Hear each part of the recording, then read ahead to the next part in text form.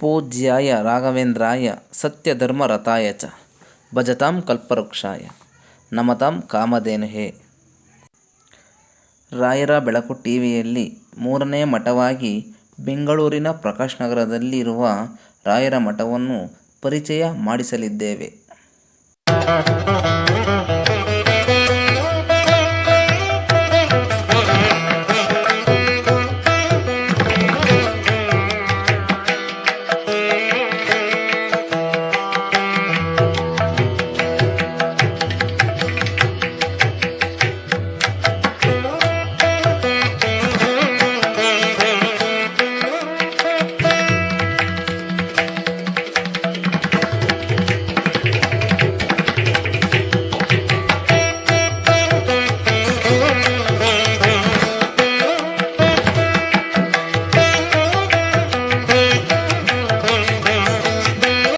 ರಾಘವೇಂದ್ರ ಸ್ವಾಮಿಗಳ ಬೃಂದಾವನಕ್ಕೆ ಸೂರ್ಯನ ಕಿರಣಗಳು ಸ್ಪರ್ಶ ಮಾಡುವ ದೃಶ್ಯವನ್ನೊಮ್ಮೆ ನೋಡಿ.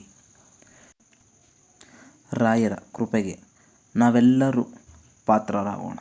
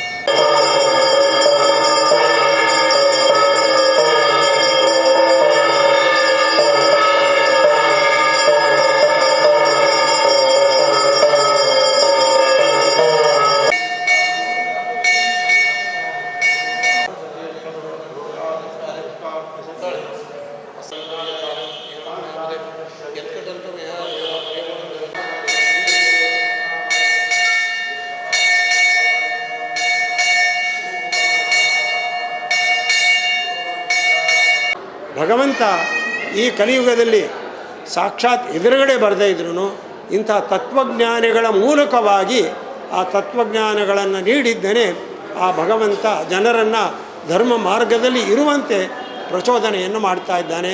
ಅದರಿಂದ ಇವತ್ತಿನ ಕಾಲದಲ್ಲಿ ಸಾಕ್ಷಾತ್ ಯಾರು ಭಗವಂತ ಅಂದರೆ ತತ್ವಜ್ಞಾನಿಗಳು ಯಾರು ತತ್ವವನ್ನು ಹೇಳಿ ಸಮಾಜವನ್ನು ತಿದ್ದುತ್ತಾರೆ ಅವರೇ ನಿಜವಾದಂಥ ಒಂದು ದೇವತಾ ಸ್ವರೂಪದಿಂದ ಬಂದಿರತಕ್ಕಂಥವರು ಅಂತ ತಿಳಿದು ನಾವು ಅವರನ್ನು ಆರಾಧನೆ ಮಾಡೋದರಿಂದ ನಮಗೆ ಪಾರಮಾರ್ಥಿಕವಾದಂಥ ಜ್ಞಾನ ಅನ್ನೋದು ಬರುತ್ತದೆ. ಅಂಥದ್ರಲ್ಲಿ ಇವತ್ತಿನ ಜಗತ್ತಿನಲ್ಲಿ ಮಂತ್ರಾಲಯ ಪ್ರಭುಗಳು ಶ್ರೀ ರಾಘವೇಂದ್ರ ಸ್ವಾಮಿಗಳವರು ಅವರನ್ನು ಆರಾಧನೆ ಮಾಡದೇ ಇರತಕ್ಕಂಥ ಜನಾಂಗವಿಲ್ಲ, ಆರಾಧನೆ ಮಾಡದೇ ಇರತಕ್ಕಂಥ ಸ್ಥಳಗಳಿಲ್ಲ. ರಾಘವೇಂದ್ರ ಸ್ವಾಮಿಗಳು ಎಲ್ಲಿದ್ದಾರೆ ಅಂತಂದರೆ ಮಂತ್ರಾಲಯದಲ್ಲಿದ್ದಾರೆ ಅಂತ ಹೇಳ್ತಾರೆ.